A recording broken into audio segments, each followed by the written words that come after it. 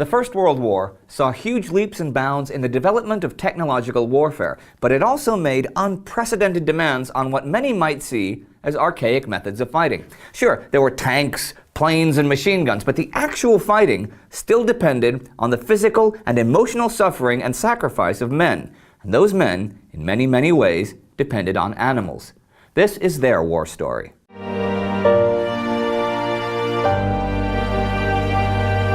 I'm Indy Nidell. Welcome to a Great War special episode about the role of animals in the First World War.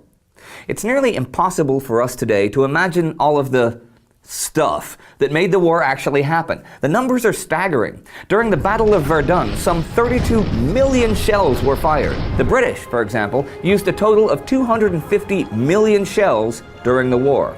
But while these were at some point transported by rail, truck, or boat, hundreds of thousands of horses, donkeys, oxen, even camels or dogs were also needed just for transport. Field guns were pulled into position by teams of 6 to 12 horses. The dead and wounded were carried off in horse-drawn ambulances. Men at the front needed supplies, and these were often also transported on 4 legs. Even if you just look at the British Army, which was the most mechanized of the warring forces, it was largely dependent on horsepower. That army, by the end of the war, had nearly 500,000 horses, which distributed 34,000 tons of meat and 45,000 tons of bread each month for the troops. But remember, those animals themselves also needed feeding and watering. Since the horse was the animal that served in the war in the greatest numbers, let's take a look at horses first. At the outbreak of hostilities in 1914, Britain and Germany each had a cavalry of around 100,000 men. These men obviously required a significant number of horses. Now, it's important to remember that at that time, all senior military personnel believed in the supremacy of the cavalry attack, the charge. No one in Europe was contemplating the horrors of trench warfare, but very soon, like within the first month, that changed, as the armies saw from bitter experience that the cavalry charge, pitted against machine guns in trenched positions and barbed wire, had become a relic of a bygone era. There was still the occasional charge, though, even in Western Europe, even in the face of logic. In March 1918, for example, the British launched a charge against the Germans. 4 out of 150 horses survived. But horses were still of primary importance, and compared to the early forms of motorized transport, were reliable. So they were used to the point that a total of 8 million horses died in the war, and horse fodder was, for some nations, such as Britain, the single largest commodity shipped to the front. This in itself caused crises. In 1917, Allied operations were threatened when German submarine activity restricted the supply of oats from North America. However, Germany was facing an even worse fodder crisis herself. Sawdust was often mixed in with the horses' rations to ease hunger, and many animals died of starvation. Horses were also used to boost morale. There were loads of recruitment posters that featured the bond between man and horse. But while they may have been a morale booster and an invaluable aid in transport, there were downsides to having such a large equine population in your army. The main one being the difficulty of maintaining standards of hygiene around horses. Think of all the horse manure that was pretty much everywhere, but especially on battlefronts, which of course was a breeding ground for disease. Manure was supposed to be buried, but in battle conditions, this was often impossible, and often, even burying the corpses of horses was impossible. Shelter was an issue too. Most horses were simply attached to a picket line without a roof over their heads. In the winter, this meant that they were subjected to the freezing elements. Their winter coat was most often clipped short, so that any skin diseases could be easily detected. But this had the unfortunate side effect of taking away their natural source of warmth. It's pretty safe to say that the horses were suffering right along with the soldiers, and many of them died from the facts of life on the front, from exhaustion, drowning, bogged down in the mud, falling in shell holes. They endured poor feeding and care and poison gas attacks that ruined their lungs. Actually, when gas warfare began in 1915, nose plugs were improvised for the horses to allow them to breathe during attacks. And a bit later, there were even several types of gas masks developed specifically for horses, although many horses confused them with feed bags and destroyed them.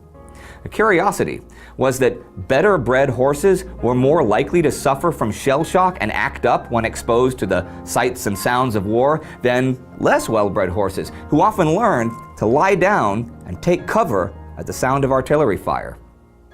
Now, transportation by horse was not always possible, so donkeys and mules were used instead. But also, elephants were taken from zoos, and photographs of them pulling heavy guns were used to show the people at home that even exotic beasts were doing their part for the war effort.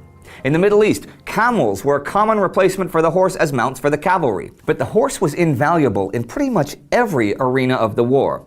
Maybe not on submarines or fighter planes, you know what I mean. But they were far from the only animal that played a large part in the conflict, and here are a few others. Dogs. Really, dogs had a bunch of jobs in the war, especially in the trenches and no man's land. Actually, it's estimated that by 1918, Germany had used over 30,000 dogs in the war, and the Allies on the Western Front had used 20,000, including the most decorated and highly ranked service dog in military history, the American dog, Sergeant Stubby. The most popular breeds of dogs were medium-sized trainable breeds. Two that stand out were Doberman Pinschers and German Shepherds. Dobermans in particular, who were not only very intelligent and easy to train, but were also excellent guard dogs. And because of their slight frame, agility, and dark coat, they could slip through battle terrain without alerting the enemy. Smaller breeds like terriers were in common use as well, often as ratters in the trenches. Generally, and depending on their size and training, the roles of dogs in the war fell into the categories of sentry dogs, scout dogs, casualty dogs, explosives dogs, ratters, and mascots. Let's have a look at them. Sentry dogs. They were patrolled using a short leash and a firm hand, usually trained to accompany one specific soldier and taught to give a warning signal, a growl or a bark, when an unknown or suspect presence was in a secure area. Scout dogs. Highly trained and by necessity of a quiet, disciplined nature. They worked together with foot patrols and were exceptionally useful since they could pick up enemy scent 1,000 yards away. Unlike sentry dogs, they did not give an audible signal, but would stiffen and point their tails to indicate that an enemy was coming closer. Great for avoiding detection. Casualty dogs, also known as mercy dogs. First trained in Germany in the late 1800s, they were soon used throughout Europe. Their job was to find the wounded or dying on battlefields. They were equipped with medical supplies so wounded soldiers could help themselves and tend to their own wounds. They were also tasked with keeping the more gravely wounded soldiers company as they died. Messenger dogs. These proved to be as reliable as soldiers in the dangerous job of running messages. In many ways, they were actually better than humans. People were large targets, weighed down by uniforms and equipment. Vehicles broke down. Phone lines were easily damaged. Dogs were fast and could go over pretty much any terrain. Mascots. For men stuck living the horrors of trench warfare, having a dog was a psychological comfort that could relieve, even briefly, the everyday suffering of the war. Actually, little side note here. It's said that Adolf Hitler kept a dog with him in the trenches. So dogs were very much a multi-purpose animal in the war, but one animal that had a specific role was the pigeon. Telephones broke down, and radio was still in its childhood, so pigeons were essential for relaying messages. Actually, in Britain, killing or wounding a homing pigeon was punishable by 6 months imprisonment. That's how much they were valued. One pigeon named Cher Ami, dear friend, was awarded the Croix de Guerre avec Palme for her assistance in saving 194 American soldiers trapped behind German lines in 1918. She made it back to her loft despite having been shot through the breast, blinded in one eye, covered in blood, and with a leg hanging on only by a tendon. She was only one of the 100,000 homing pigeons used to carry messages to and from the trenches between 1914 and 1918. Where other methods failed, pigeons had a success rate of 95%. The Germans eventually began to bring hawks to the front lines to hunt the homing pigeons. True story. It's something that is easily forgotten when you think of the war, that in addition to the millions upon millions of fighting men, there were millions of animals serving their nations in conditions as bad or even worse than those of the soldiers.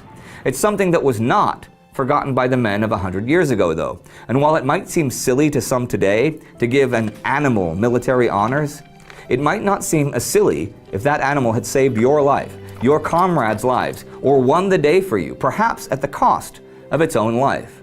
Any sort of survival for the men in the Great War would quite simply have been impossible without the four-legged or feathered soldiers.